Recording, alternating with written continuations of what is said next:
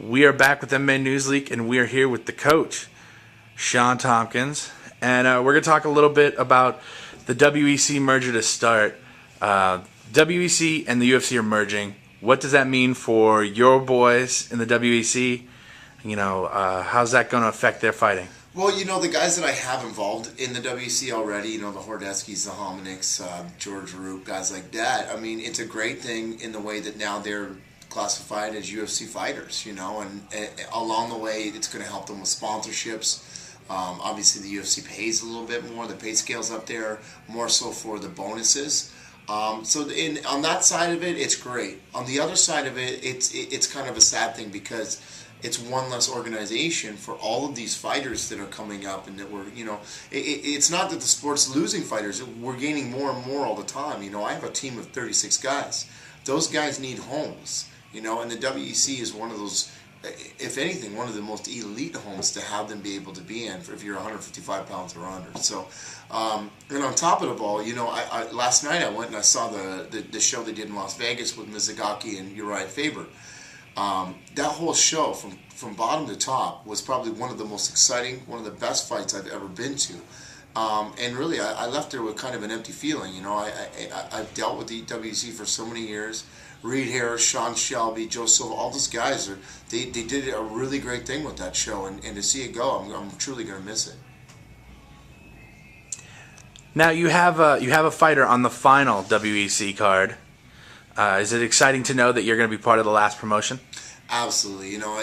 Again, it's like it's a sad thing, but it's going to happen. There's no way around it. So to have Chris Hordesky fighting Cowboy Cerrone, who's also a pretty good friend of mine as well, being involved in that show and having the two of them together, and probably one of the biggest fights of both their careers, it's a pretty cool thing, and to be in Arizona for that last one, it's like I said, it's probably going to be a sad night for everybody involved, but at the same time, it's a time to turn the page, and it's a cool event to be involved with.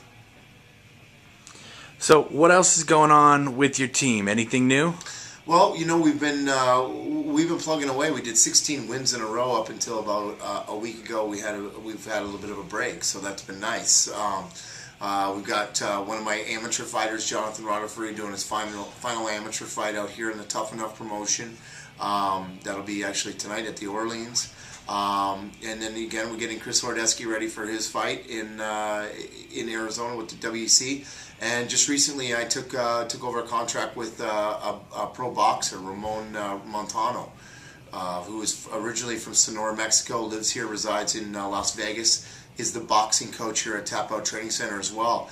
Ramon is 23 in the world, 23rd in the world for the 140-pound division. We just recently got a nice contract with Golden Point Promotions, and working with him, preparing him for his bout on November 27th at the MGM Grand. So pretty cool. I've always wanted to get involved in the boxing world. I'm a huge fan of boxing, and I've always been a huge fan of what Oscar De La Hoya and the rest of the guys are doing over at Golden Boy Promotions. So very cool thing. This weekend, we're all going to get together. I'm home.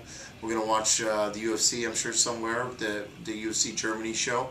And, of course, Pacquiao and Margarita are going to go at it. So we're going to have a little time to relax as a team, but still, obviously, always involved in the fights. Thanks for your time, Coach. Thanks for having me, guys.